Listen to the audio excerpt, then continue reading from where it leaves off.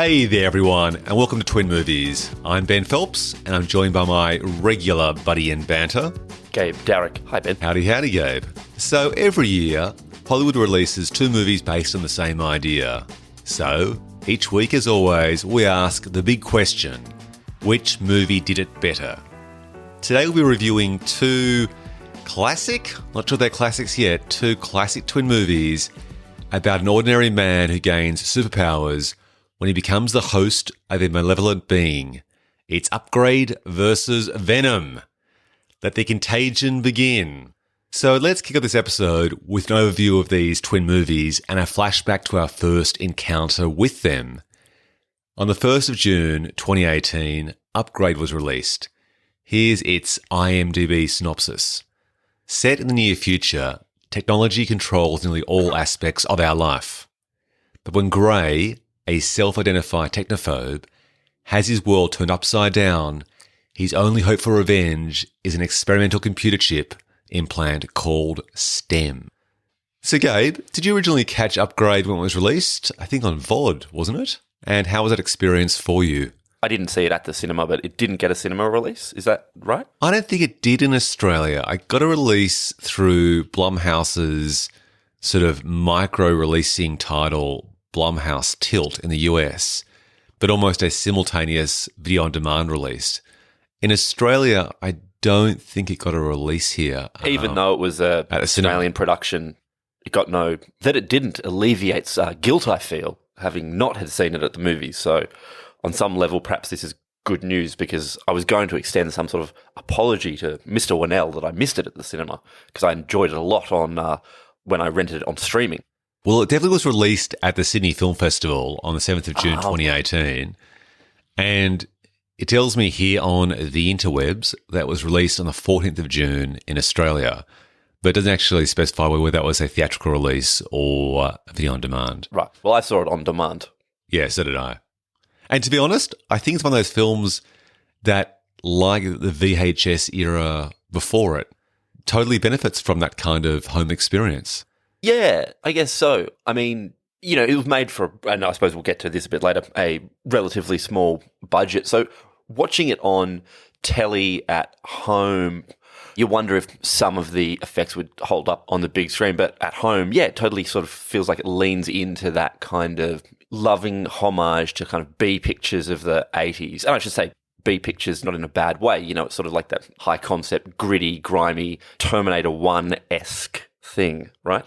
Yeah, that's actually a really good reference we'll get to in our review, but it does feel like Terminator in many ways in relation to its high concept, but set in the real world or the not-too-distant future, and the technology is very practical. It's visual effects opposed to computer effects and feels very grounded, and I think is unashamedly of that kind of horror/sci-fi B-grade genre, which is a genre that many people experienced on VHS. I'd be interested to know how much of this was done practically, were practical special effects, and how much were visual effects. Obviously, there's a lot of visual effects in the movie, but it feels like there's a lot of neat in-camera tricks.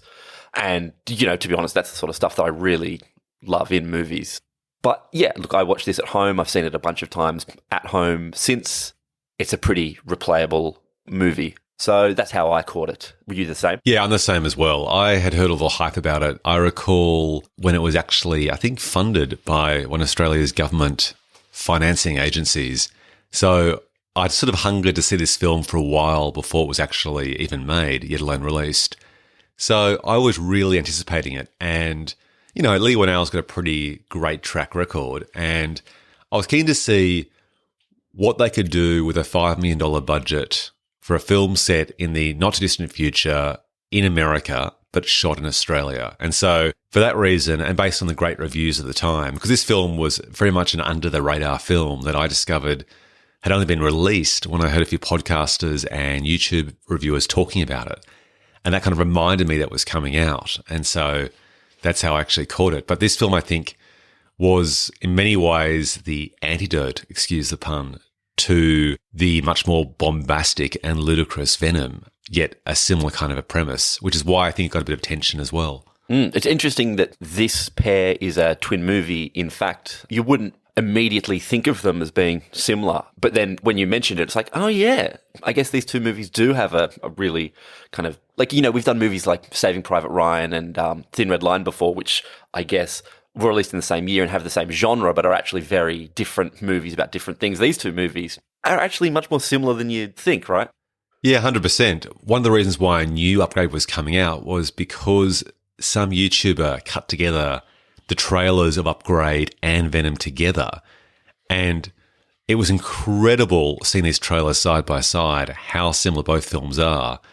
And making them feel even more similar is the fact that the lead actors, Tom Hardy in Venom and Logan Marshall Green playing Grey Trace in Upgrade, look so similar that these films look like clones of each other, and different concepts in some ways. Like one film's based on alien life, another one's based on a technological implant. But other than that, very, very similar films in terms of the Dr. Jekyll and Mr. Hyde dynamic between the human protagonist and his alien or technological implant. Totally. The befuddlement as your body takes over and wails on people is pretty common with them both, right? Totally, totally. So later on the 5th of October 2018, Venom was released, and here's its IMDb synopsis. A failed reporter is bonded to an alien entity, one of many symbiotes who have invaded Earth. But the being takes a liking to Earth and decides to protect it. Kind of a lame synopsis, I think, for Venom. But talk me through how you first watched it and where. I did not see this at the movies. I'm not really sure why. It might have just been a comic book movie that I just skipped in the, I don't know, what do you call it, the mush of them all. For whatever reason, I didn't. I watched this on Amazon Prime or something. And, I've seen it once or twice, but there is no great tale with this one, I'm afraid. Sitting at home on the couch watching it. What about you? Well, before you go on, Gabe, we do know there are 3 states in which you watch films. There's conscious. Yep. There's drunk. Yep. And what's that third state you mentioned recently when discussing Enemy versus the Double? Hypnagogic, although I believe I'm still pronouncing that wrong. The state between wakefulness and sleep. This I did not watch in a hypnagogic state. It doesn't really lend itself to that. It does lend itself to watching it while getting pissed, though. Couple of beers, getting a little buzz on, enjoying Mr. Hardy's performance. So I have to admit I have, in fact, watched it in that state. Okay, I watched it sober at the cinema. I was really keen to see this film because it looked like it could be a darker, sillier version of the Marvel films.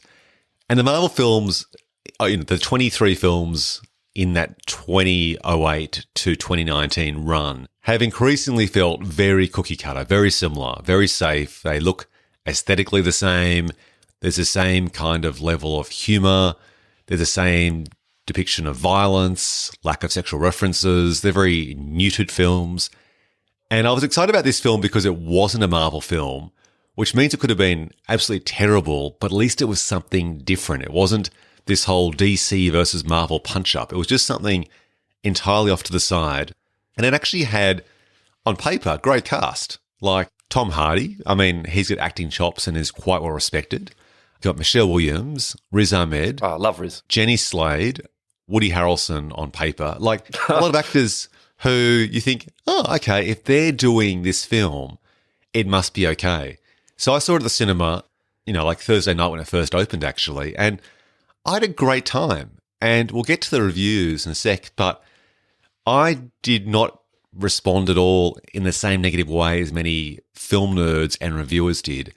I really had a good time with this film, and I think it knows exactly what it is. So based on that, let's do a quick shallow dive into the Hollywood history of these two films, and then we'll circle back to doing a comparative review. How does that sound? Hit me. So Upgrade's a cyberpunk action body horror film. Now, I mentioned earlier it's by Lee Winnell, and Gabe, catch our podcast listeners up to Lee Winnell's pretty impressive CV. Well, I mean, I suppose most famously he wrote and starred in the original Saw. He and James Wan, created that huge horror franchise. But he also wrote Dead Silence, Insidious, and he directed, right, The Mule. Did he direct The Mule? No, he didn't direct The Mule. No, I think he wrote it. Yeah. Right. And yeah, I mean, he's a sort of pretty prolific Australian writer and director now, having just, I think, finished principal photography on The Invisible Man. Yeah, this film really kicked things up for him. He did Insidious Chapter 3, and that was his first directing effort. Upgrade was a step up in relation to being a unique property, something that he wrote, that he directed, I guess had more ownership of. And I've got to say, it's worked out gangbusters for him because he's now doing The Invisible Man with Elizabeth Moss, which is like, I guess, a reboot of this attempt to do the, quote, dark universe, which is the world building of all those various monsters like Frankenstein and Dracula and so on. There was the effort with 2017's The Mummy starring Tom Cruise, which was meant to kick off, I guess, this huge big budget action version of these films. And that failed. And so they've kind of rebooted the entire concept and gone through Blumhouse for a lower budget version, starting with The Invisible Man. So, yeah, it has worked out for Leigh Whannell. So we'll get to how this film came about now, I think. This film was made for $5 million, I mentioned earlier, shot in Australia, taking advantage of a favourable currency conversion and the fact that many Australians can make films which may actually have American accents, American locations, if the majority of the key creatives like the producer, writer, director are Australian. And I really love the fact that they made this here. Like, it's sort of set in a nondescript world, I think. Doesn't actually say which city it is, does it? Not that I can remember, but yeah, like a futuristic American city, I suppose. Yeah. So it was shot in Melbourne and it premiered at South by Southwest in March 2018 and it won the Midnighters Award. And then it kind of had this sort of release through video on demand and it actually came sort of second at the box office, which we'll get to, the other Blumhouse tilt film called The Darkness, directed by another Australian actually, Greg McLean, he of Wolf Creek Horror. So that's the background to Upgrade. It used to be called STEM, by the way, if you want to do some Googling to see the origins of this film. Now, Venom, much more complicated backstory. Where do we start? So, Gabe, what was your first encounter with the character of Venom? Was Venom in the Spider-Man cartoon that they sort of had in the 90s? I'm not sure. Yeah, he was. He was. Okay, probably there. But I suppose most people remember Venom as played by Topher Grace in Raimi's third Spider-Man movie, which sort of famously Raimi didn't want Venom in it, right? And then was sort of forced by the studio or the producers to stick this character in, which led right to sort of emo Spider-Man and all of that sort of stuff. So pretty comical. Yeah. Unfortunately, I think that whole process resulted in Spider-Man 3 being as terrible as it was. It's not that terrible. Well, if there wasn't Venom, it's arguable there wouldn't have been emo Spider-Man. And if there wasn't emo Spider-Man, there wouldn't have been Peter Parker doing cool dancing. And when I say cool, I mean not cool, on the streets of New York City. So it's not that bad, and I actually thought that Topher Grace was fantastic playing Eddie Brock, and I really enjoyed the character design and the visual effects of Venom in Spider-Man 3. So at that level, it worked. But basically, they've been trying to get a Venom film going for a long time. It started back in 1997 when David Goyer, he of Blade and also the director of Blade 3, the screenwriter and story creator behind Man of Steel and The Dark Knight, he was hired by New Line Cinema in 97 to get it going. And guess what?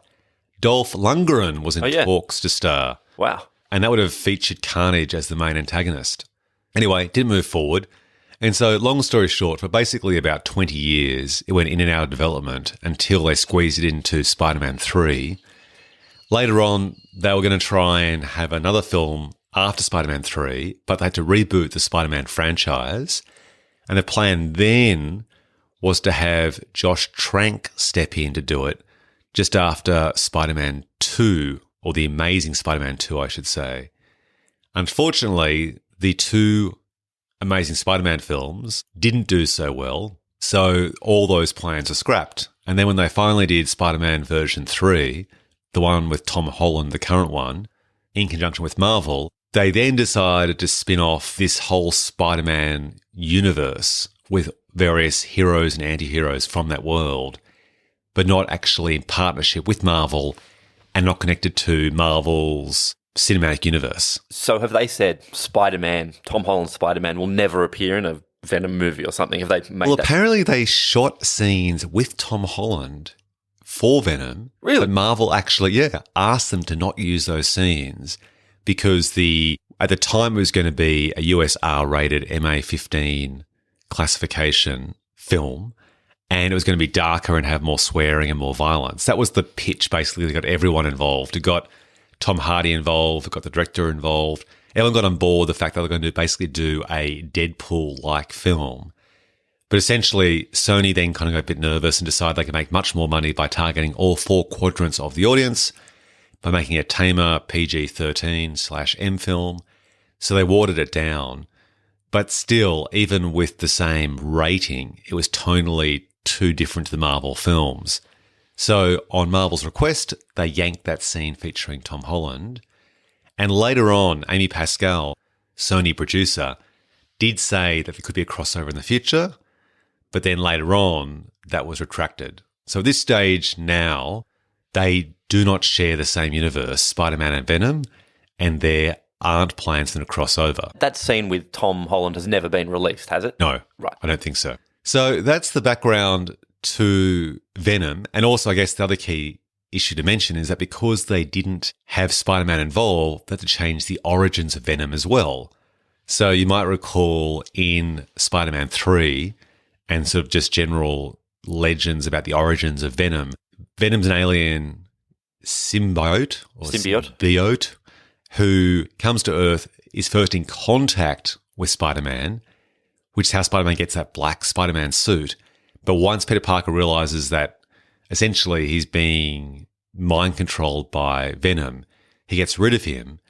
And then Venom finds another cocksure reporter, Eddie Brock, and Eddie Brock and Venom bond together. And thus Venom becomes a hero, and in some version of the story, an anti-hero to Peter Parker's Spider-Man. But in this story, in the absence of Spider-Man, they essentially stick with the whole alien origins, but skip Spider-Man's involvement. And so that's why Venom doesn't actually have any kind of spider-like iconography, like an insignia across his chest. He just has like these white external veins that look spider-web-like and kind of allude to the character's design of Venom in the comics, where he had like a black Spider-Man-esque outfit, but it's not as overtly Spider-Man in its references because there's no connection to Spider-Man in the story. Well, that makes sense, I guess, in a standalone film where Eddie Brock is the main protagonist, to have him sort of get this, I don't know, power secondhand from Spider-Man. And if Spider-Man is only a sort of cameo, it'd be a bit weird. So actually, it kind of feels like it makes sense to, if you've pushed Spider-Man aside, just to really make it so as the symbiote takes over him in a way that makes him much more integral to the kind of overall plot, right? Yeah, exactly. I mean, it does feel, again, excuse the pun, very organic in the way in which the powers of Venom appear in the film and how they are represented on screen. Like he has the capacity to jump around without webs, and I guess it's a form of superpower. So he's similar to Spider-Man, but doesn't shoot webbing in the same way or have that kind of same sort of feature where he sticks to walls with sticky hands. He just kind of like grabs onto concrete walls and climbs them. Yeah. So let's jump to a review of both these films, shall we? And let's kick it off with a review of Upgrade. Tell me, Gabe, what worked and didn't work for you about Upgrade? I really like this movie. In fact, I really, really like this movie. It's one of those like made for a low budget, but very visually inventive. Like you'd never know this cost $5 million to make. It's kind of high concept in that it's about a guy and an AI takes over him, but kind of, like we said earlier, sort of low concept and gritty in that Terminator way. You know, I really love kind of like an A grade, B grade picture. And this for me is that. I think it's a lot of Australians also really working at an international level of craft. I think the photography by Stefan Duschio is really good. The cutting by Andy Canny is really good. The music by Jed Palmer is really good. It's well written. It's well directed. The performances are all pretty committed. Yeah, I really enjoyed this movie. I wish us Australians made more of these kind of films. I agree with everything you've said, 100%, and more in some respects. This, to me, is a great example, you say, as to high concept, low budget. It does everything right in that regard. To me, it's a textbook example for film school students as to how you can have a high concept, a engaging, high-level premise, and then execute it on a really low budget. I mean, the fact that this was made for $5 million is pretty impressive. That's insane. Like, some of the visual effects and the world stitched together are fantastic. What they do really well, which so many films of any budget should do more of, is that they choose interesting locations, found locations, and then stitch those together through editing. So you'll have, say, for example, this formation of two rocks on a hill by the seaside to be the entrance to this bizarre madman's underground mansion. And they'll cut to like an incredible stairwell and then an amazing foyer. And they're all ostensibly actual locations where they've just filmed those actors walking through each of those spaces and then edited them together to try and create the sense that this is one house. And it's just such a simple thing to do, but it works really well. And Melbourne has some spectacular public architecture, like concrete structures with great sense of height and space. And I feel this film's taken advantage of some of that incredible architecture and then shot at the right angles with the right choice of lighting. It does suit very much the aesthetic of a future not too far from now, and also a fictional world, but something recognizable at the same time. So that works really well. I think everyone, as you say, is at the top of their game in terms of the craftsmanship. That works really well. The one part which I don't understand is when they refer to this being B grade, and you mentioned it being a combination of A grade, B grade. It's sort of funny, isn't it? Because I don't think someone like Leigh Whannell, who's made a career from horror films, and horror is a genre that's known for being B grade, I'm not sure if he would like to be called that. I'd say he's pretty happy with it. Well, I'd say he's pretty comfortable with the genres he works in. But what makes it B grade? That's the part that kind of throws me. For instance, I know Mr. Whannell really doesn't like the term elevated. So I know he doesn't like it when people have to make excuses for genre movies. So let's say, for example, the expression is, this is an elevated horror or elevated thriller. Yeah. You know, and someone might describe a movie like Hereditary as elevated horror. You know what I mean? Like, it's not just rather than just good horror. Yeah, exactly. I agree. I think elevated is just a terrible term said by people who are somehow ashamed that they're making a genre movie. Look, I use the term B grade in kind of a loving way, in that this feels like a kind of grindhouse exploitation movie, and it's sort of unashamedly that. And that's one of the things that I feel like this movie gets really right. Like, I love the gore in this movie. I love it how this movie is just very violent. And when we get to Venom, we'll talk about this, but it feels like Upgrade is like fully committed to its, I guess it feels to me like it's fully committed to its B picture premise or whatever. But yeah, look, if Leigh Whannell might not like his movie being described as B grade or whatever, and I certainly don't mean it in terms of it being a second class movie or anything like that. I guess I just mean it in terms of it being like a fun exploitation film that's sort of part Cronenberg body horror, part 80s sci-fi, all mixed together with a very kind of modern sensibility and use of camera and things like that. So yeah, I do not mean it as a slight.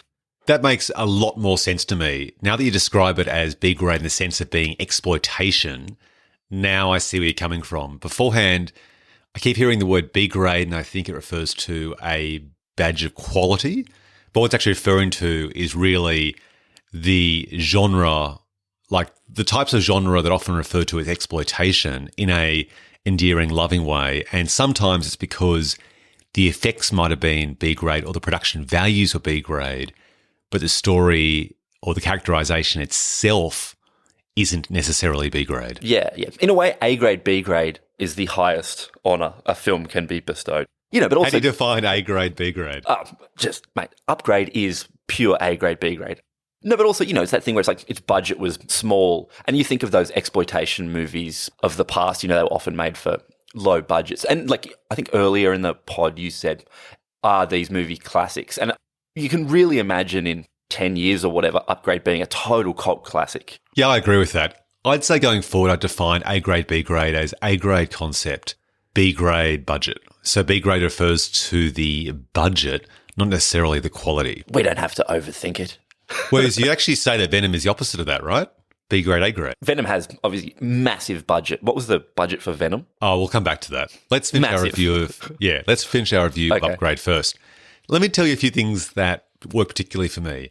There's inventive use of technology to kill people. So the whole idea of having a gun in your forearm, it's just ludicrous, but it does look cool. It is so crazy to think that there's actually a gun, and when you hold your palm open, spoilers, there's actually like a muzzle there. It seems so unnecessary, but it is one of those ideas where you see it and think, why hasn't someone done that already? Gun hands? Oh, I'm sure someone has.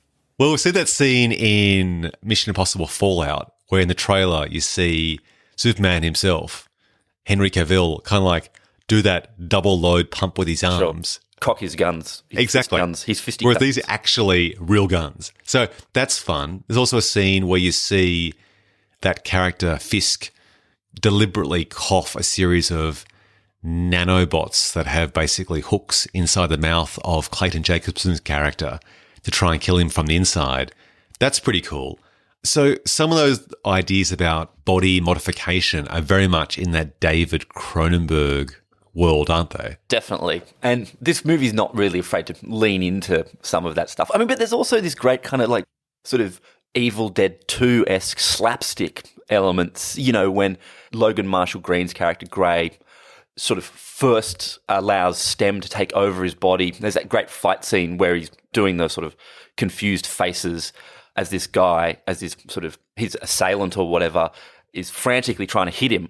And, you know, that sort of stuff really reminds me of that really great, Bruce Campbell smashing plates over his own head in Evil Dead 2. Yeah, totally. And we should actually give a huge shout out to the stunt choreographer and Stefan Duskio? Duskio, because for a $5 million budget, to be able to use a visual style that we haven't seen before in the same way is pretty unlikely. And in this film, they do that. In some ways, many have described it as Matrix-like, in the same way that we saw for the first time the bullet time effect, where the camera spun around Keanu Reeves as he's leaning back to avoid being shot. There's that effect where they basically lock the camera to the main actor and he remains in the center of the frame. And it's similar to an effect we've seen before in films like Lock, Stock and Two Smoking Barrels and Snatch by Guy Ritchie. But it is different. And it's a great visual technique that's very hard to describe now on the podcast, but you must see it to believe it, where it definitely does convey the sense that Stem has taken over the body of the main character and he is essentially just a passenger in his own body, isn't he? Yeah, that's right. And you feel that as the audience. You feel you're a passenger to this jerky camera movement. In fact, if you want to see a similar effect, if you watch the 2019 TV commercial for Apple EarPods, it's an effect where basically you lock or track something to the center of the screen and everything else moves around. But in the case of that particular commercial, the EarPods remain in the very center of the screen, no matter who they cut to from character to character. Similar type of visual effect. And it's really, really clever. And I'm actually really impressed that, again, on a budget of $5 million, it's actually A-grade execution and very much in the spirit of this film. And I think in a heartbeat quickly conveys the disorientating experience for the character of Gray Trace once he kind of succumbs to Stem's power. Yeah, absolutely. I mean, I'd say if I had only a tiny quibble with this film, it's that in a way its action peaks early. Yeah, I agree. In that they use that first scene is sort of so memorable and the stunt choreography and fight choreography is really great. The action never really tops it, but it doesn't really adversely affect the film or anything. And I'm really kind of reticent to criticize it for this, especially, as you say, the budget. But yeah, I mean, that first fight is so well executed and so memorable that when you get to the later showdowns and stuff, although those fights are good, it never really hits those kind of giddy heights again. Yeah, I feel that they put all their money on screen in that first scene to blow us away, but they probably didn't have the budget to try and do that later on down the track. And so they decided to basically kick in early and then they ease off. It's a shame because I think you could have had the same effect and potentially amplified it even more in subsequent action scenes. But nonetheless, at least from the very start, they set the rules of the game as to how this works if you're the host of this malevolent separate being, and that works really effectively. There's even small details that are really clever, like his head can move separately because Stem is below his, I guess, around the middle of his back. And so there's this great part where Stem actually grabs Gray's head and moves his head with his own hand out of the way to avoid being punched. Do you recall that part? Yeah. It's quite odd. So you kind of wonder, what's he doing? And the reason he's doing it is because Stem can't control Gray's head. So Stem has to move it manually himself to avoid being punched. It's a small detail, but it's quite clever. Now, in terms of other details in relation to body horror and so on, I think there's also an inventive use of killings. And that, I guess, ties back to Lee Winnell's vast experience in doing horror. Like, there's a great scene, spoiler towards the end, where Gray stabs Erin Keane, played by Harrison Gilbertson, in the head by essentially just mushing his hand, which has a knife already in it, into the side of his head. It's just small details like that, which are inventive uses of violence that's already occurred beforehand and like a natural kind of building as to what's already occurred. There's that great scene we see where Gray just cannot watch the torture of that black character who's one of the hitmen who's been asked to chase him. So he turns his head away. Yeah. And it's great. Almost comedic, isn't it? The way that his hand operates really quickly, carving up the face of that assassin off screen. We don't see it, right, as the audience. We don't see the actual cutting, we just see the result. Yeah, and for a movie that's so violent, that's a nice effective piece of not showing that happening as the character of Gray sort of can't himself bear to watch. Yeah, it's a very fun sequence of ultra-violence. Totally. I'll give a bit of criticism here now, though, in relation to something which doesn't work, and this could be related to its budget. I do feel they shouldn't have tried to dress up a few of the cars to be modern-looking cars, because there's about 3 hero cars, a cop car, the car at the start that crashes, and another car, and they just stand out like dog's balls because they're being filmed on the road amongst regular Hondas and Fords from 2018. It just looks a bit goofy. And if you don't have the budget to try and convert the car, just use contemporary cars and just say they're electric cars. There's a great example where in the film Gattaca, they have electric cars in the future. But what they do is they use classic cars, like cars from the 50s, because the inference is that classic car will always be a classic car. And let's replace the sound of the petrol engine with the slight drone of an electric car. And that just works much more effectively, I think, of conveying modern cars or cars in the future than this idea of trying to mix up this car. Looks very obviously dressed up. You know, it looks like a Prius with lots of plastic on the top. So just from that point of view, that to me kind of, I guess, reveals the cheapness of the production. It's a small criticism, but just nonetheless, it's a point where it takes me out of the movie momentarily. I mean, I suppose because of the film's budget, there's always going to be small things like that. Weirdly, I mean, that didn't bother me. I didn't actually notice the current model or 2018 model cars in the background. But yeah, okay, fair point. Any criticisms at all before we move on to the next review? No, I mean, I think it'd be interesting to talk about Venom for me in light of that, what we talked about earlier, of Upgrade feeling fully committed to what it set out to be. So maybe let's jump to Venom. Done. So walk me through it. What did you love and hate about Venom? Look, if I was to describe anything as I love it, it would maybe be Tom Hardy's performance, which, you know, he's really going for a thing here. You feel like this is a movie where Tom Hardy was kind of undirectable. Like, the director was just like, oh, that's what you're going to do. All right, then, let's do that. That he was really just doing his own thing. And for me, Tom Hardy's performance is the thing that really works in this movie. And by works, I mean I find entertaining. Yeah, 100%. I feel that when Tom Hardy committed to this film, everyone said, oh my God, this is amazing. Like, Tom Hardy wants to be in our side project spin-off Spider-Man anti-hero film. Okay, we should just be really thankful for that because he played Bane in The Dark Knight Rises and, you know, he played two characters. He played twins in that film Legends. He knows what he's doing. He's a British actor with great acting chops. Let's just let Tom Hardy make his choices and rolling. We're filming now. And you can just see that this feels like the best and worst of actors experimenting and indulging. Totally. It's like a can of ham has been unleashed upon the screen in the most epic way. There's just some bizarre acting tics and things he does in this that are so odd and funny and kind of weird. He's always twitching and looking up and looking down and looking around and doing these oddball choices. There are so many tics. It's like 2 cans of Spam have just crashed on a highway. Max Ham. And it's Max Ham Spam. It's incredible. The thing about those tics, though, is that they're not even related necessarily to Venom. Like, totally. He's doing it at the beginning of the movie. That's right. That's right. Like, so he's making big choices before he's even contaminated by this alien being, which makes it more bizarre. So let me just say this up front. I really enjoy Venom. I disagree with a lot of the criticism by both fanboys and more conventional critics. What was the main criticism? Like, what was the thrust of that? The main criticism, the recurring theme was that this film is a flashback to 1990s superhero adaptations and everything that's wrong with those. It's a pre-Marvel cinematic universe world. It's more in the vein of Spawn or what else came out in the 90s. You mean the best superhero movie that's yet been made, Blade and Blade 2?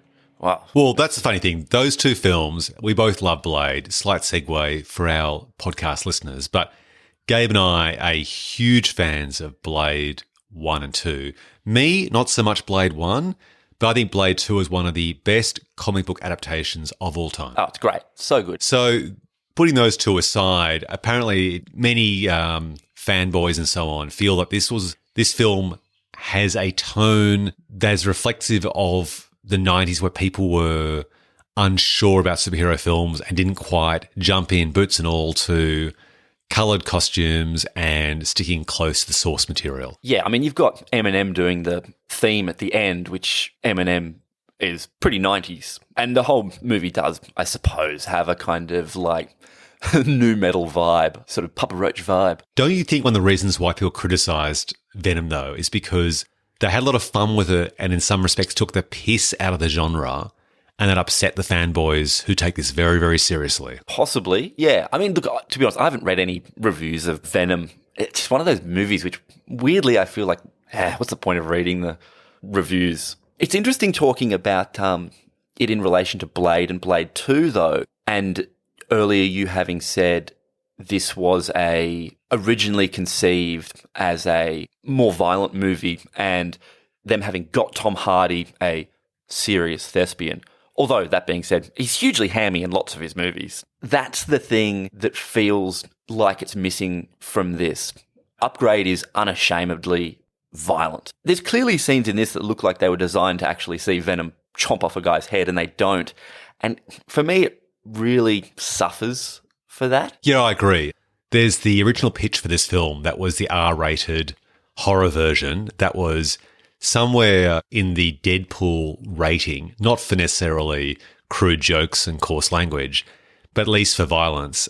And then basically they realised this film could be bigger than what it was, and so they cut that stuff out. But it's a shame because I think in some respects, if you're going to have a Dr. Jekyll and Mr. Hyde-like premise with someone who essentially becomes a murderous alien, then lean into it. Oh, absolutely. And it also means that the sequences that are sort of played for violent laughs in a way, you know, there's that scene at the end where he's in the convenience store, whatever you call them in America. Yeah, it's the coda scene at the very, very end of the film. Yeah, and he eats a guy in front of the woman working there. And it's sort of weird because it all appears off screen, but he's ostensibly killed this bloke for having tried to rob the store. And it just feels like it'd be funnier if you actually saw Venom eat him, as you don't see it, it's just like, is he just a murderous? I don't know. It neuters the thing and makes it's really hard to describe because there's that odd thing where weirdly comic ultra-violence can be quite funny, which is kind of a fucked up thing to say because really at the end of the day, he's murdering a guy. Like the punishment does not fit the crime. But to do that, you've really got to lean right into the stupidity of the thing. And especially because Venom is what he is, that big, goofy looking, big, smiley face, teethy. So, yeah, it just feels, I don't know. What's that term for not neutered when you're firing blanks? Emasculated. No, not that term. Sterile. Yeah, that'll do.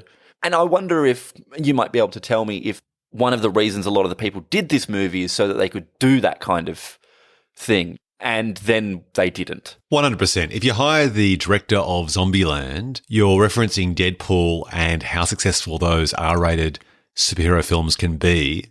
So thus getting past a previous hurdle as to why producers weren't prepared to spend $100 million on that type of edgy film. And then you kind of choose material that's very much suited to a horror-like depiction. It is a shame that you pull your punches and kind of cop out. I mean, one of the reasons why this film wasn't going to share the same universe as Spider-Man is because it was going to be violent. I assume it was always going to have the sense of comedy which it did. I don't think they traded in one thing for the other. I think it was going to be something like Evil Dead, one of your classic favourite films, Evil Dead 2, which balances both horror in the form of body horror with comedy. And they just sort of dropped the horror part.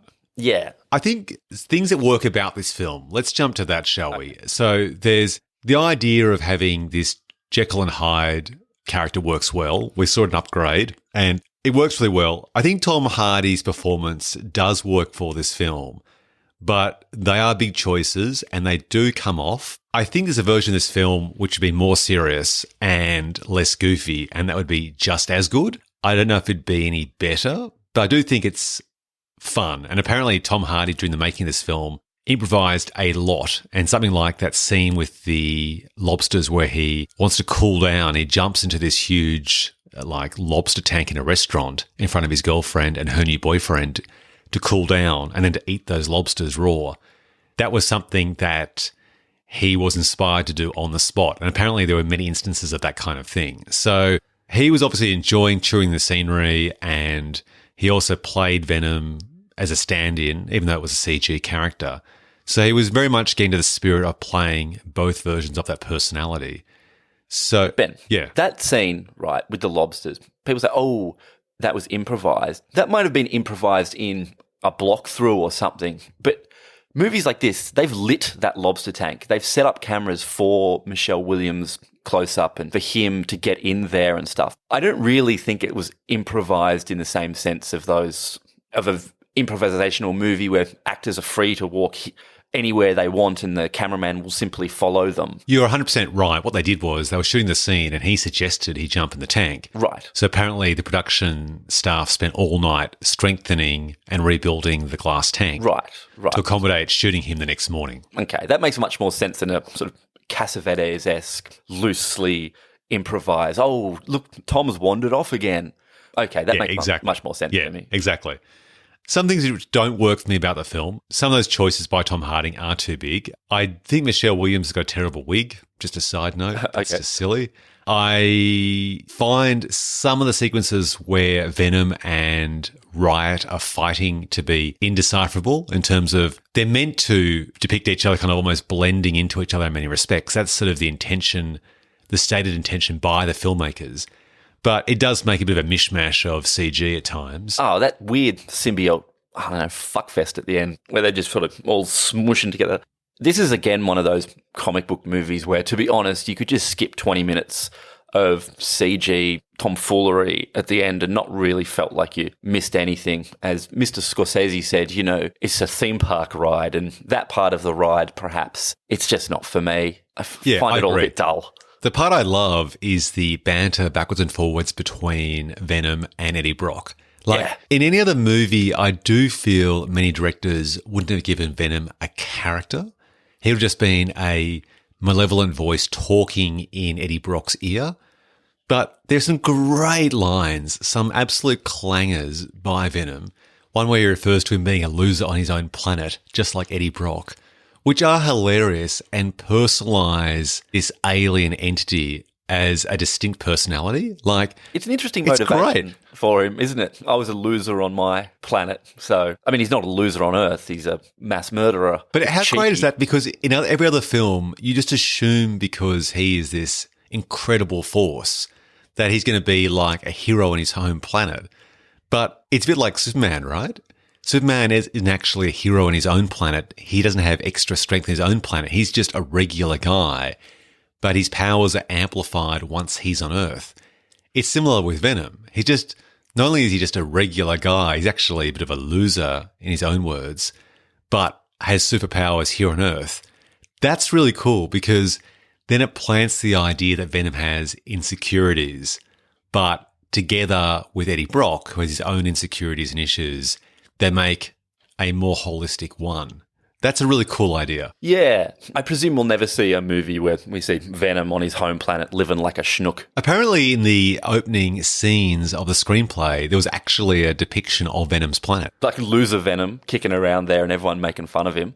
Yeah, but I can't recall how that would look. It would be basically this black blob just kind of like sliding down the sidewalk, down the pavement, and being teased and bullied by other blobs. Yeah, totally. What's his form? Like, what's his form on his home planet? I can't even imagine what his form is because we see his form here as essentially a big blob of plasticine or black flubber. Yeah, a flubber planet where like various wisecracking, meanie flubbers hack shit on poor Venom. I'd watch the heck out of that. Hang on. Pull on the handbrake. That could be for our sequel pitch later on in this podcast episode. That's why they brought in Andy Serkis for the sequel. A lot of mocap of people playing flubbers. I love it. The only other note I'll make is I do think the production design and the costume design of Woody Harrelson's surprise cameo playing the character to be Carnage in the final mid-credit sequence is terrible. He resembles...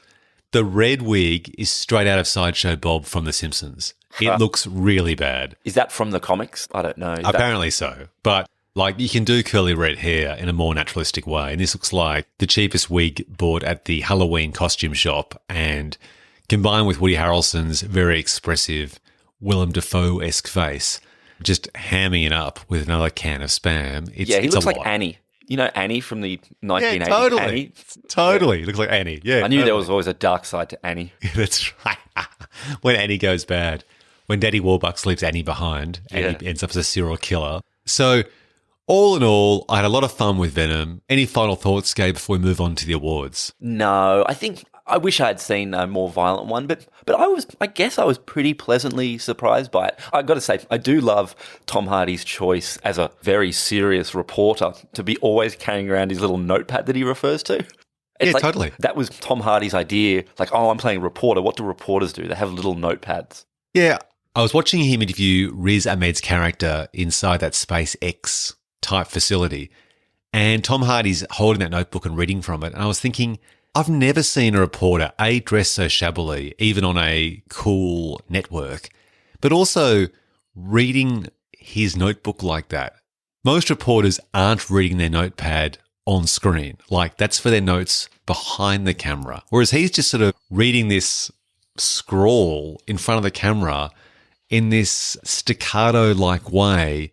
As you say, like lots of tics and affectations being contaminated by Venom. He doesn't come across as a great reporter on screen. He's a terrible reporter. And he's supposed to be like the world's greatest investigative reporter or something. Yeah. Also, he's got no tact, no sense of like, he just barges in there and asks his tough questions. It feels like he would have been actually a better reporter if he was 10 years younger on Vice or Vox's YouTube channel. Yeah, totally. That seems more suited to his journalistic style. Totally. All right, before we go on, any plot holes or missed opportunities? Like, what could the filmmakers have done better with these high concepts, if anything? Lady Venom?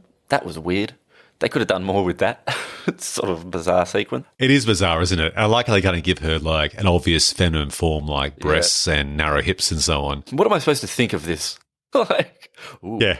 I think you're meant to venomous. think it's sexy. Okay. But is that Venom's idea? Like, is that the symbiote's idea of kind of like, ooh, here we go? Well, there's actually a whole Reddit thread or 1,000 Reddit threads about the potential gay relationship between Venom and Eddie Brock. And that scene is cited as one of those examples where when Venom has overtaken the body of Eddie Brock's girlfriend and goes to kiss Eddie and thus then get transferred back to Eddie, that's Venom's opportunity to share his affections for Eddie, his host. Ah, yes, because that would be Venom kissing Eddie, not her, right? Exactly. Oh, Yeah. I love those sorts of things. Ah, do we ever see Venom's feet? Oof, look out. Look at indeed. All right, let's jump to a bit of trivia. Let's start with casting woulda, shoulda, couldas. Who else might have ended up in this movie? So with Upgrade, being so low budget, there's less to read about. And I would just also say they probably couldn't have been too choosy as to who they cast. So I couldn't find any alternative actors. So let's start with Venom. In that case, apparently before Riz Ahmed was cast as Carlton Drake, Matt Smith and Pedro Pascal were considered for the part. Yeah, right. I can see either of those guys doing it, I suppose. I mean, I love Riz Ahmed in movies, so... Yeah, I think Riz Ahmed is fantastic in this role. His accent sounds great for a Brit. I think he's very engaging. He comes across as quite charismatic with those children, which is a really good scene to include up front to try and show the humanity of him. But also when you see those quick turns when he's very happy to sacrifice many of those human lab rats, he's very believable and you totally buy into his dark side. Speaking of dark side, apparently Jackie Earle Haley expressed interest in playing the role of Carnage. And so did Lin-Manuel Miranda. Really? Yep, apparently. I mean, I'm not saying he couldn't do it, but it seems bizarre, you know, the star of Hamilton and so on's like, oh, perhaps I could play.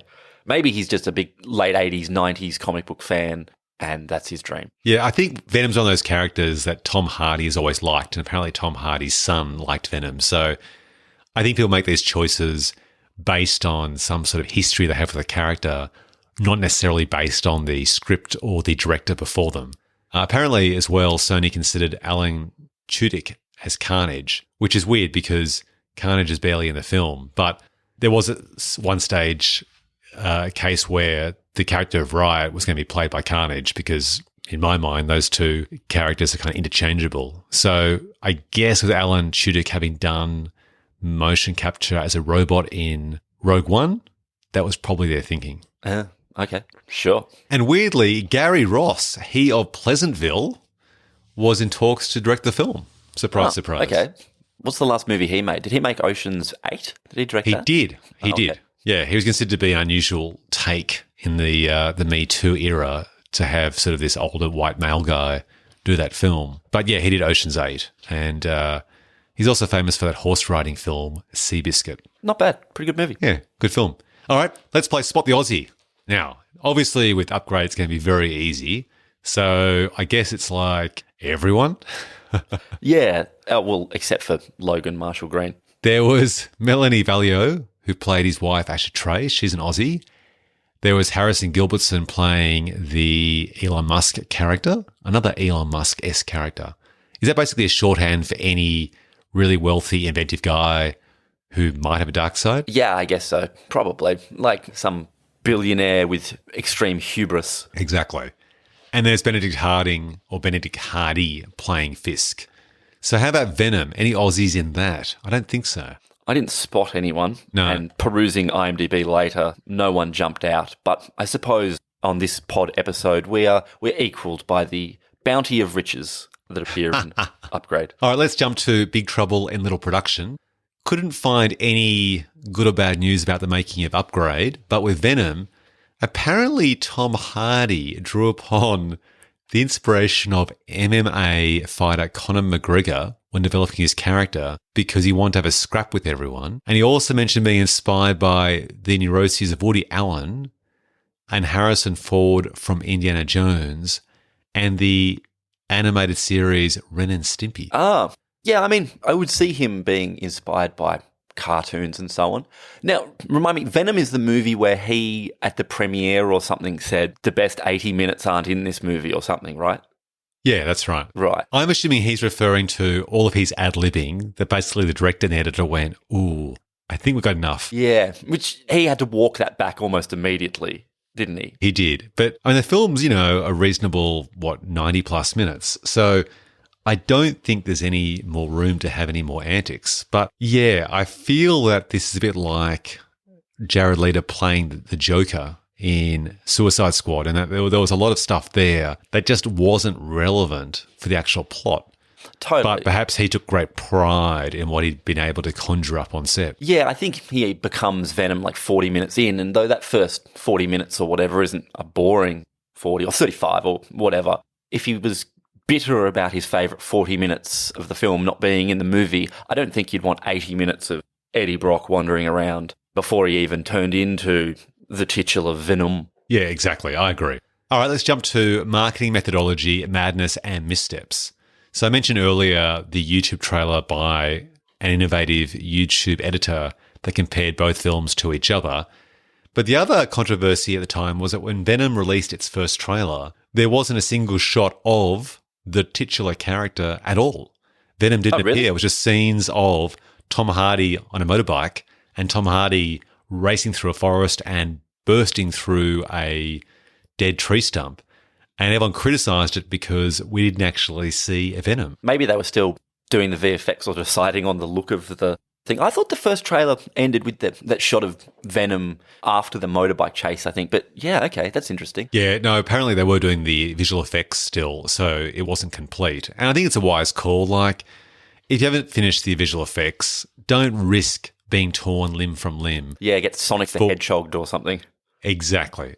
So I think it wasn't a good reaction to the film, first of all, but better to not show anything than to show something crap. Totally. So let's jump to the big awards. Let's start with the box office champ. Okay, I think you know the answers to these, so I won't even ask you. Let's start with Upgrade. So Upgrade had a budget of $5 million, and it made pretty impressive $12 million US at the domestic box office, plus $2.5 million foreign, for a grand total of $14.5 million worldwide, but probably made as much, if not more, on video on demand, I suspect. Yeah, this is really one of those movies where it's a shame that Box Office Mojo or whatever doesn't have those figures, because it seems a little unfair, I suppose, to, even though, as you say, that's almost triple its budget, it seems a bit unfair to be like, oh, that's its total. Though, yeah, like you say, it would made as much probably on VOD, where most people would have watched it. Yeah, 100%. In contrast, Venom had a budget of $100 million US, which is probably about half of many comparable superhero films these days, which have been made for between $150 to $200 million. It made $214 million at the US box office, plus $643 million for foreign, for a pretty damn impressive worldwide total of $856 million. And apparently, of that total box office globally, 75% was from international sales.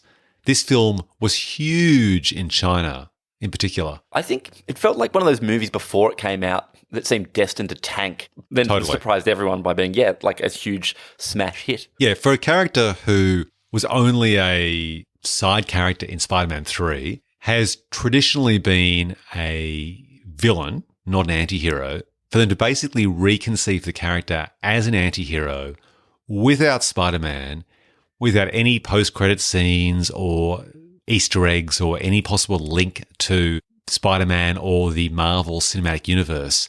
That's really impressive to make that much money, given how little awareness there would have been of that character. So that's pretty incredible. So I'm amazed by that. Let's jump to the Rotten Tomatoes. So have a guess which one came out on top. I feel like Upgrade would have been pretty well reviewed, right? Yeah, Upgrade smashed it. Well done, Upgrade. 87% on the tomato meter, which is pretty amazing for a low-budget science fiction horror film. Like, that's incredible. Yeah, it's great. And in comparison, Venom was smashed by the critics with 29%. I mean, I think both of those figures seem pretty unsurprising, right? Yeah, I think that's pretty much reflective of what everyone felt. So let's jump to the audience score in comparison. Have a guess which one the fans loved. I feel like Venom is one of those movies which was made for the fans, and it would probably have a much higher audience score than critic score, right? You nailed it. Yeah. Upgrade has 87% versus Venom's 80%. So for Venom to have 80% approval, it's pretty fantastic. Interestingly enough, only 39,000 people voted for that score, which is really interesting because we've reviewed other movies like Enemy, The Double, Saving Private Ryan, The Thin Red Line, and those films have had 150,000 plus people review them. To have only 40,000 people chip in with their view on Venom when it's made $850 million around the world, that's odd. Yeah, I mean, I don't know what type of weirdo actually rates movies on Rotten Tomatoes, so that's always a mystery to me. I mean, on IMDb, it's got, 300,000 people have given it a score of, just under 7 or something like that. So, yeah, it is a bit curious. Who owns Rotten Tomatoes? Is it Warner Brothers? Maybe there's some big conspiracy here that I don't care about or care to get into. You know what? I'm sure someone, Gabe, has a conspiracy theory on that because I think a studio has bought Rotten Tomatoes. But let's save that debate for another day. Yeah, that'll never, ever come because fuck it. That's right. All right, let's go to the awards. Ding, ding, ding. Let's go. Okay, let's bang through these bad boys. Starting with Best Title. Upgrade or Venom? Which one do you think? I do love a one-word title. Both of these are pretty good to me. Yeah, they're both great titles, but you've got to choose just one. The Sophie's Choice of titles. Which one is it going to be? Don't make me choose. Okay, I'll choose Upgrade. Yeah, I like both these titles a lot, actually. I like Upgrade, and I've got to say, when I heard Lee Winnell was doing a film called STEM, I got to say, I wasn't that jacked about the title. It just sounded like one of the iPad apps that my kids have on their iPad, which they have to do for coding. Upgrade says it all. It sounds like a genre film. It describes what actually happens in the film. It's evocative. I think it's a great title. So I think we both agree. Upgrade's the winner. It's also weird that there's not 100 other movies called Upgrade. I mean, there are other movies called Upgrade, but I'm surprised a previous higher profile movie hadn't called itself Upgrade. Yeah, I agree. It's one of those titles, as soon as you hear it, you think, oh, surely that's been used before and used by a big Hollywood film. Yeah. But no. So good choice. Let's jump to the poster. Now, in the absence of our viewers not having the poster in front of them, let me very briefly describe it. Upgrade sort of has a very classic 70s, 80s minimalist style poster, totally buying into this whole idea of an A grade, B grade, horror sci-fi. It's mainly 2/3 black at the bottom of the poster, and at the top it has the main guy, Logan Marshall Green, looking directly towards the viewer, kind of close up with the words in red Upgrade, and there's kind of like these red lines behind him. The tagline is, not man, not machine, more. And in comparison, there were a few posters for Venom. One has the classic floating heads where it has the characters in the foreground, small characters on the horizon, with sort of Venom in like looming over the top. I guess Venom is sort of replacing the classic floating head. The other poster, which is pretty cool for Venom, actually has half of Eddie Brock's face, Tom Hardy, exposed, and Venom on the other half of the face. So really trying to connect to this whole Dr. Jekyll and Mr. Hyde concept. And actually, apparently, that particular poster of Venom is inspired by Spider-Man 2, where we see in Spider-Man 2, the one which had Tobey Maguire, it depicts him kind of with half of his mask torn off, implying that he's been in a huge fight with someone and is seriously damaged, and kind of tying into this whole idea of living between two worlds. So which one is your favourite poster? Oh, look, I think the Venom posters are more effective as a piece of film marketing. I kind of feel like, what would you call it, a enthusiastic fan designer could make a better Upgrade poster. I see what you're saying, what they're going for, but it's certainly not as like evocative or memorable as, say, the original Terminator poster or something like that. I weirdly thought maybe my contrast on my computer screen was set wrong and there was something in that large area of black on the poster. Like I just couldn't see something. Like there was some sort of, I don't know, very low con dark image in there. But there's not. There's just 2/3 of the space are left empty. So kind of curious. Yeah, I think it's a missed opportunity. I can see what they were going for with the upgrade poster, but I don't think it conveys anything about the film. And I feel like there's another poster design out there in the atmosphere somewhere that would be a better representation of the film and possibly get more people to download it. So Absolutely. Let's give it to Venom in this case. Give it to Venom in this case. Okay, the Bill Fleck Big Break Award, named after American indie actors Billy Bob Thornton and Ben Affleck. Who got their big break in either of these twin movies? Well, surely the clear winner is Lee Winnell, right? Off the back of this, he's doing Invisible Man and he's also attached to Escape from New York. Yeah, I agree. Lee Winnell cleans up here. I think this sort of has launched his career up to the next level. And he was already doing incredibly well, but this has sort of branched him out beyond the horror franchises of Saw and Insidious. And I think given him the opportunity to play with a much bigger canvas and make films that either are closer to his heart or expand his expertise. So, yeah, Lee Winnell. I mean, it's interesting because I would, if someone told me they were going to remake Escape from New York, I'd kind of hate that idea.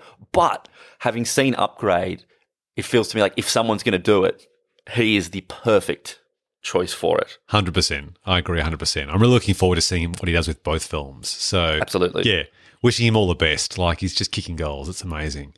All right. So, Winnell takes it out with Upgrade. Next, the Before They Were Famous Award, or Blink and You'll Miss Them. So, starting with Upgrade. Now, these films are both recent films, so not many of the actors had a chance to really leverage their opportunities. Anyone jump out of these films that you thought, oh, okay, like, they're going to kick on? Like, Melora Waters, we're going to hear big things from her. Well, no, in this case, it's the opposite in terms of Before They Were Famous. Like, totally. This is the reverse of that. I was being sarcastic, Ben. Oh, right. Look, to be honest, nobody, like you say, these movies are a year old. It's not like we go, oh, wow, the Wayne Pierre who played Dr. Emerson is a huge star now. Yeah, totally. I think this is a case of who should we keep our eye on? And I've got to say, I thought Benedict Hardy, who played Fisk in Upgrade, knew exactly what he was doing. He knew what the role requires. He has a particular look which is more unconventional for those types of hitman type characters. He's starring in Winnell's next film, The Invisible Man. So I'm going to say keep your eyes on Aussie Benedict Hardy. Yeah, I think that's fair. And actually, just on that, I think it is a really great choice to have had him as the sort of main antagonist for most of the movie because, yeah, he's not physically... It would have been easy to get someone much more physically domineering or something.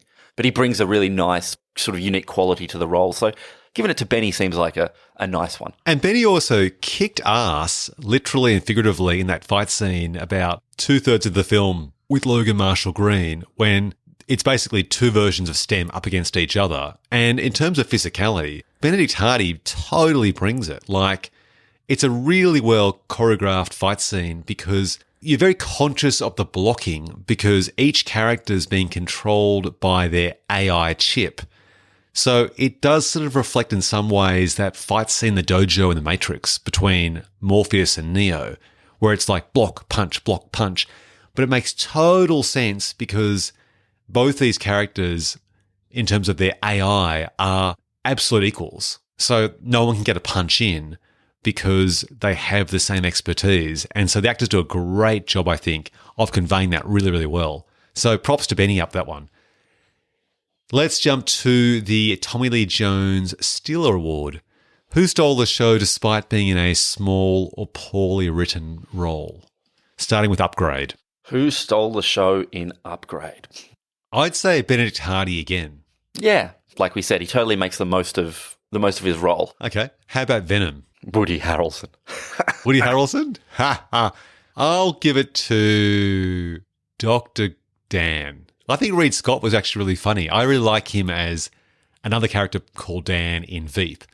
So I thought he was just a different version of the boyfriend character you would ordinarily see in this film. Yeah, I liked him. He'd be a real, sleaze, or he'd be really jealous. Whereas I actually thought he played the absolute opposite of this. Like, he wasn't sleazy, he wasn't jealous, he was quite understanding, he seemed three-dimensional. So I'm going to give it to Reed Scott playing Dr. Dan Lewis. So of those two, is it a tie? Yeah. I think ultimately I'll give it to Benedict. Okay. Sure. All right. The formerly known as Dustin Diamond Award, now known as the Tom Sizemore Award, who didn't make the most of their opportunities after appearing in these films? And again, it's early days, but who should be kicking on? Who do we think should be really leveraging these films going forward? I sort of feel like this is hard one. Again, 1 year ago, I don't know if Jenny Slate's appearance in Venom is going to lead to... what do you think? I'm a really big fan of Benedict Hardy taking his CV and his YouTube and Vimeo URL to the streets of Hollywood and pounding the pavement to get extra work. I think he should be trying to leverage this film and The Invisible Man for more American opportunities. So if I was his agent, that's my advice. Right. So we're giving every award to Benedict Hardy today. So far, he's cleaning up, yeah. All right. Let's jump to the Winner Chicken Dinner Award. Who came out on top in each of these movies and was it their career high? So I think we're going to say Upgrade. I think Lee Winnell takes it again. Is that right? Absolutely. For reasons previously stated. How about Venom? Well, I think given that people probably thought this would be a tank and it was such a huge hit, weirdly maybe Tom Hardy? Yeah, I think so. I think all of the blame and success fell on his shoulders. I don't think Ruben Fleischer was going to have his career flushed down the toilet as a result. He took on doing the sequel to Zombieland, which is Zombieland Double Tap 10 years later. And some did speculate that the reason why he bailed on doing a sequel to Venom is because he may have anticipated Venom tanking. So I guess that's a possibility, but I think Tom Hardy had everything to gain and everything to lose, and I think it paid off in spades for him in terms of creative control, I'd say, and his leading man status and having a franchise. So, yeah, I agree. I reckon it's Tom Hardy. Great. Give it to Tom. All right. Tom takes it. Okay. The Best Dialogue Award, and there are some absolute classics. All right, what have you got? Let's start with Upgrade. Upgrade, there aren't many, and I always struggle to try and say these quotes because I'm a terrible actor. You've been hard on yourself, mate. Thanks, Gabe. Thanks so much. Yeah. Really appreciate that. Yeah, thanks for the badge of confidence. That's all right. There's one line where Gray Trace says, "See, you thought I was a cripple, but you didn't know I'm a ninja." And then sort of Stem in his brain says, "While I am state of the art, I am not a ninja." And that kind of plays out in an action scene, and it sounds terrible when I repeat it, but it's kind of funny in context. Yeah, okay. I thought your performance of Stem there was pretty good. Oh, thanks so much. What about Venom? Are you going to do the Venom voice? Like, do eyes, lungs, pancreas, so many snacks, so little time, but do it in the Venom voice. Go. Eyes, lungs, pancreas, so many snacks, so little time. That's terrible. That sounds... Okay, the other line, of course, is Venom says, "So you'll be this armless, legless, faceless thing, won't you? Going down the street like a turd in the wind. Do you feel me?" And the other line is Turd Eddie in the Brock. wind. It's a bizarre bit, that one, isn't it? It's bizarre because it makes no sense because, like, who wrote that line of dialogue? Like, a turd is the last thing that can, quote, go down the street. So for a start, it doesn't tumble, doesn't roll, it just says it goes down the street. Now, how can a turd do that? Like, if it's a wet one, it can't. If it's a solid one, it can't. Like, it's just an odd thing to say. Like, a leaf, a speck of dust, fluff, feather a dandelion, wind, Forrest Gump, a feather.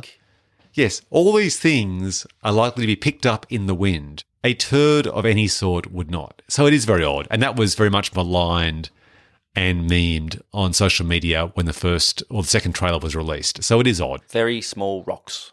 There's also Eddie Brock saying to Mrs. Chen in the convenience store, "Oh, I have a parasite. Yeah.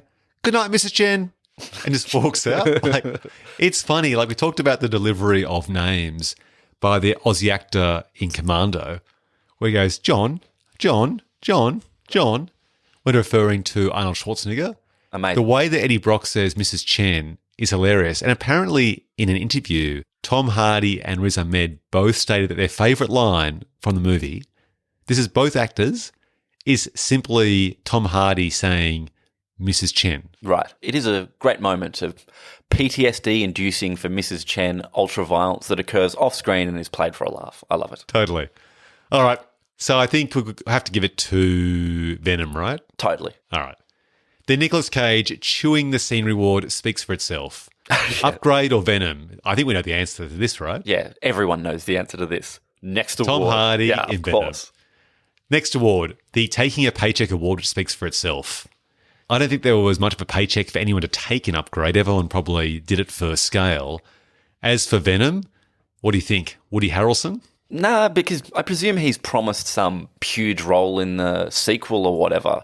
And given the film's budget, I can't imagine Tom Hardy agreed to do Venom for some tiny amount of money. So, I don't know, probably in this one, is this an NA award? No, apparently no? Michelle Williamson did say that she did it for the money. She literally said she took a paycheck.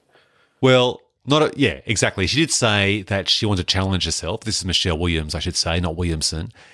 She did say she wanted to challenge herself a different genre, but she also did admit that this one was paying the bills. She has a relatively thankless role, so fair enough. Yeah, exactly. All right, moving on. The Stephen Tobolowsky Award, a.k.a. Hey, It's That Guy. So who triggered, hey, it's that guy, when he or she appeared on screen, starting with Upgrade? I guess because I'm Australian, there's a few people. Like, I think you said earlier, Clayton Jacobson plays the bartender.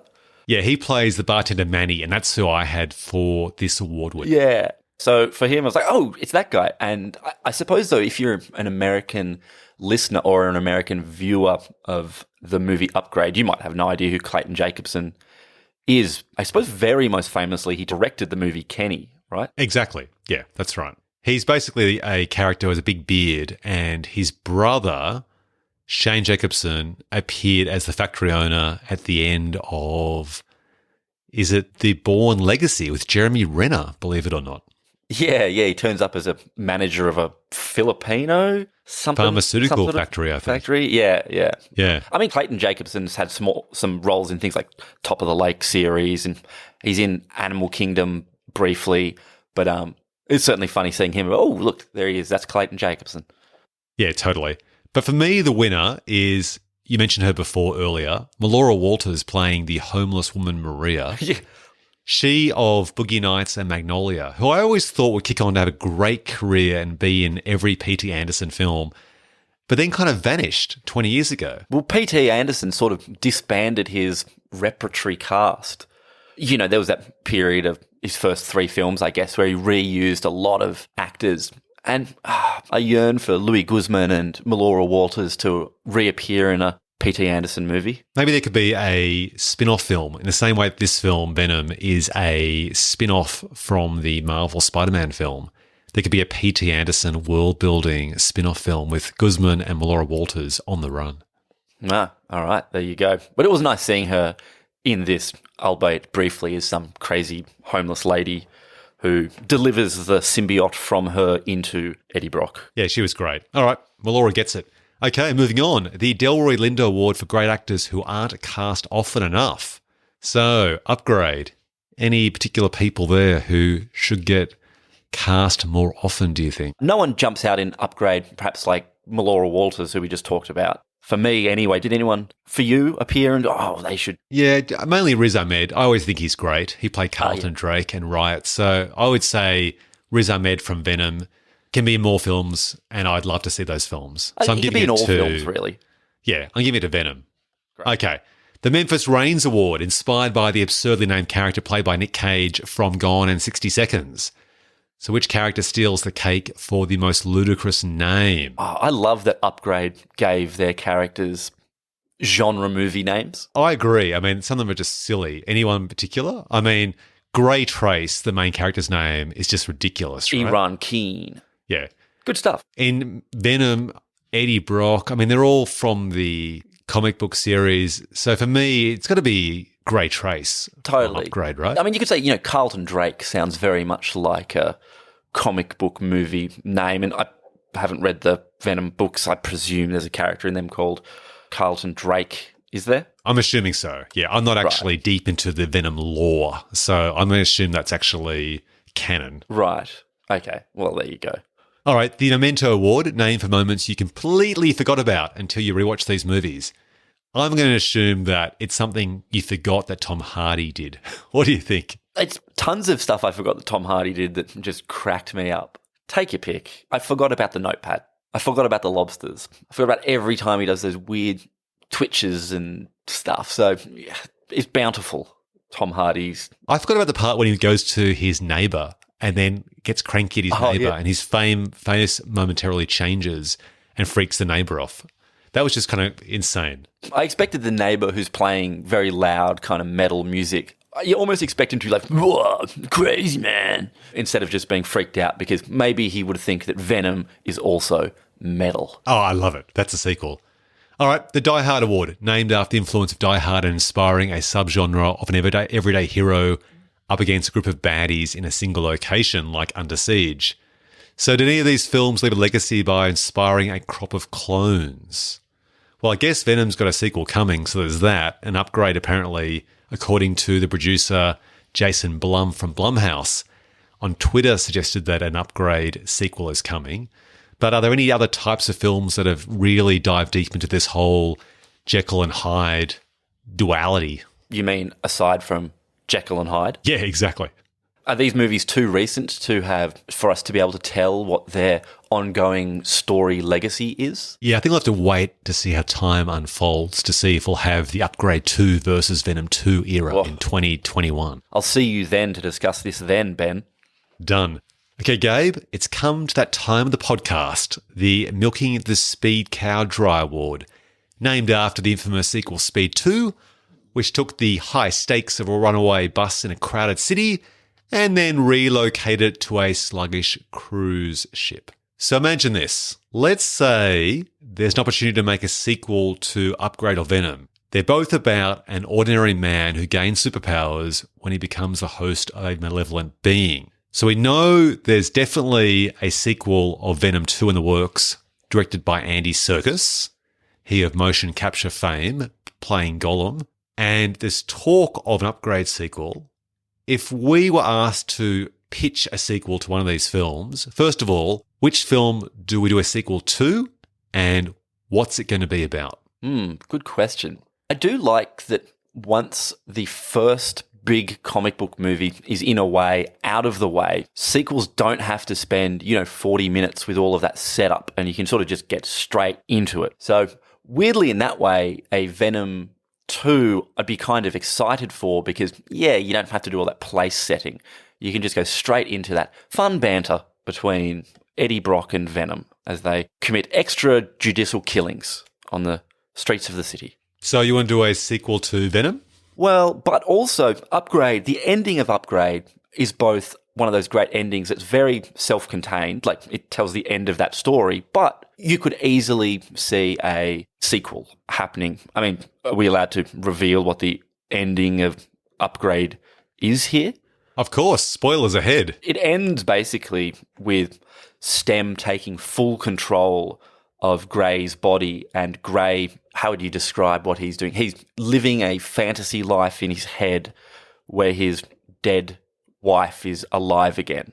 Would that be correct? Yeah, I agree. I mean, there's an interesting place where you could take the ending of Upgrade. However, I suspect our studio producer is looking at $850 million globally and saying, that's the film I want you to focus on for a sequel first. So based on that, let's do a sequel to Venom. Where do we start? Well, are we using the very sequel bait post-credit sequence setup? Are we having Woody Harrelson as 1982's Annie as Carnage? I think we have to, yeah. All right, so it's Venom versus Carnage. Did you ever see those Venom versus Carnage? To be honest, perhaps I'm not the guy to, and I'll never in fact say this to our studio exec, I don't know anything about Carnage. Is he just Venom but red? I'm assuming that basically any similar looking hero in any film, think Iron Man, think any superhero film, aren't they usually just similar but stronger? And the big challenge for the protagonist is to try and overcome a stronger, better, faster version of him. Think of Mickey the Rourke Incredible in Hulk. Iron Man 2. Exactly. Yeah, I guess.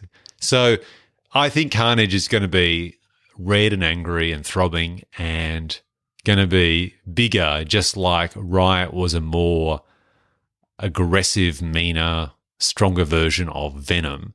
So there's that. Not knowing anything about Carnage at all, what are some basic plot elements that we could use to structure this as being a fresh take to expand on this whole Jekyll and Hyde dynamic going on? Like, is this a film where basically Eddie and Venom fall out of love, perhaps? And so one becomes a much more, having initially at the end of Venom embraced Venom as a being within him. They have a falling out, and so essentially Eddie Brock loses his powers or something like that. Yeah, I mean, Venom 1, we've already seen symbiote versus symbiote mega fight, so they really have to come up with a way to make that more interesting again. Oddly, I was going to pitch to you, Ben, perhaps, we should see back more of Eddie Brock as a reporter investigating perhaps, I think they set Woody Harrelson up as he's like a prolific serial killer or something, right? Yeah, exactly. But it's weird because it's not like Eddie Brock can have the moral high ground over Cletus Cassidy or whatever his name is as a serial killer, because Eddie Brock and Venom are mass murderers. I mean, yes, for instance, the guy they kill at the convenience store is robbing it, but extrajudicial killings where he is judge, jury, and executioner, I mean, he's still committing murders. So are we in the realm of it takes a killer to catch a killer? Do we want to hit that sort of moral ambiguity in the same way that it takes a symbiote to catch a symbiote? Oh, I like that angle because, as you say, it does seem disproportionate to bite the heads off people for robbing convenience stores. Yeah, or just being henchmen for a bad guy.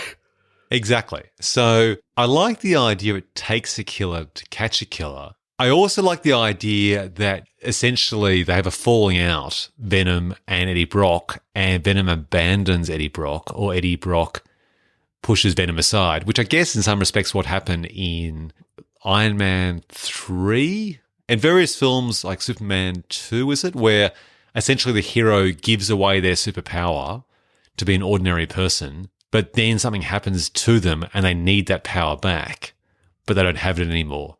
What happens to Superman when he gives away his power to be an ordinary man, to be with Lois Lane?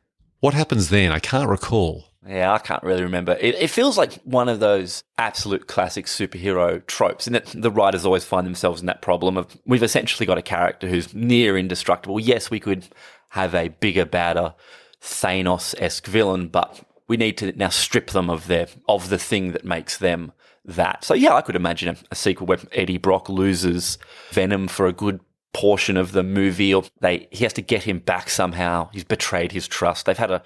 They've broken up, as it were. Would there be a possibility where Eddie Brock basically has an affair, unquote, with the symbiote Carnage? Ooh. So Carnage takes over him. Possibly. Where's Venom gone? Venom's just to the side, seething. Venom's just jealously, creeping, that's right. Creeping both their Instagrams. So essentially becomes like a single white female of symbiotes.